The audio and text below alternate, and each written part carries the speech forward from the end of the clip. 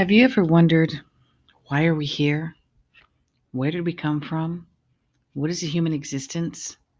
Why am I human? Why am I on earth? What is this all about? This humanness, this existence of life? Well, recently I was listening to a podcast. Honestly, I wish I could remember.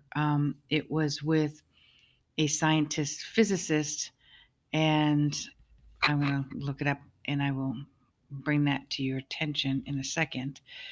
And basically, what he was saying was that we come from a one source, a one piece of energy, and we're somewhat fragmented from that in order for us to learn, in order for them to experience, just to experience anything in life um, while we are in existence.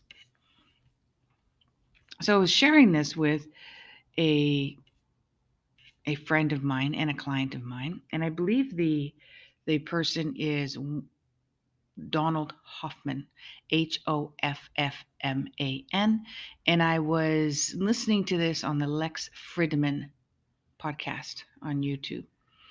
So what he was saying is that this was a case against reality, was the title of the podcast, and the idea that we're fragmented pieces of this one soul that they can experience life. So this client of mine and this friend of mine said, it was two separate people. They basically said the same thing, and that doesn't make any sense to me. I mean, what, we're pieces of a one piece? And I mean, I'm a I'm a living soul and a being. So I started using an example of the game WoW, because with this one particular person, they had played the game WoW. So I'm not sure if you're familiar with World of Warcraft or any type of games where you're an avatar and you design the avatar, you play the game or the existence through that avatar, and all of the um, all of the gifts and the advantages and the tools and the warrior and all the stuff that the avatar has. So the argument was, no, but I'm a human being, I'm flesh, I can feel my arms, I can walk, I can see, I can hear, that's not the same as an avatar. And I said, well, it is, because basically your body is an avatar. If your soul left your body right now, your body would collapse. It would no longer be able to experience all of the sight, seeing, hearing, tasting, feeling, talking. It wouldn't be able to experience it. The body wouldn't. The body isn't experiencing it. It's a soul that's experiencing it through the body, and therefore it's the same thing as the avatar. You are using the avatar to play an unrealistic and yet very real game, because you are instructing and manipulating this avatar to do what you want it to do, to gain abundance and advantages and to level up.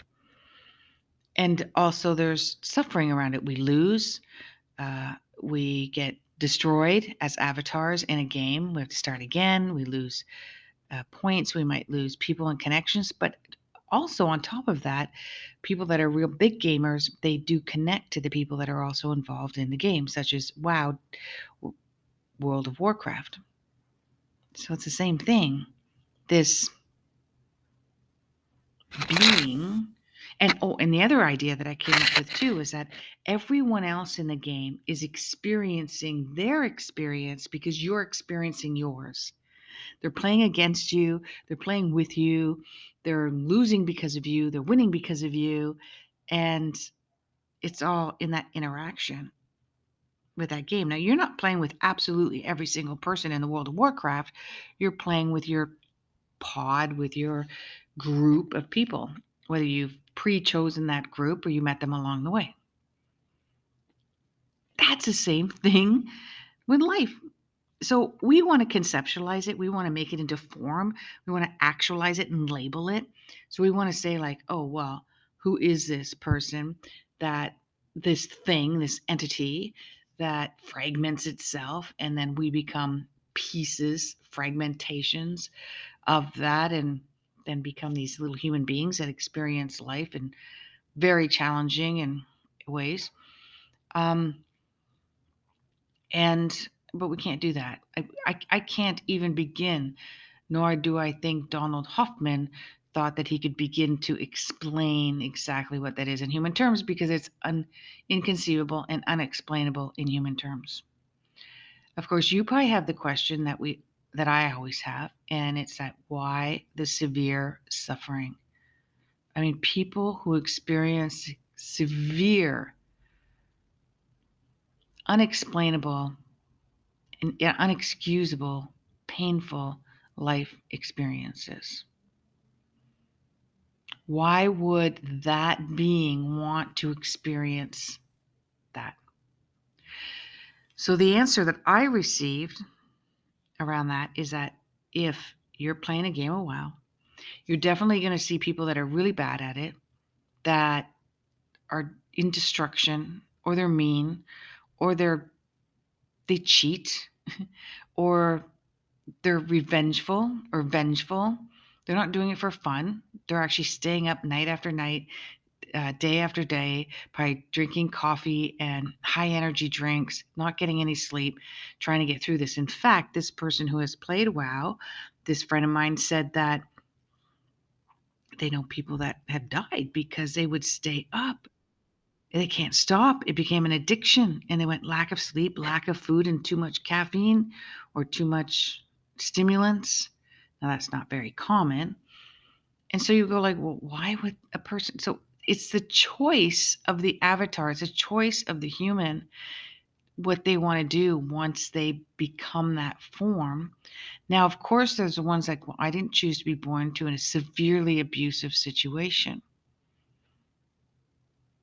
And that is outside of the realm of this reality in an illusion. That's outside of it. I do believe that some people are volunteer to represent the evil in the world, either by being a victim or being evil themselves, and or there's karma. So they've done something and they need to learn a lesson from what they've done, and or they are evil. They really are.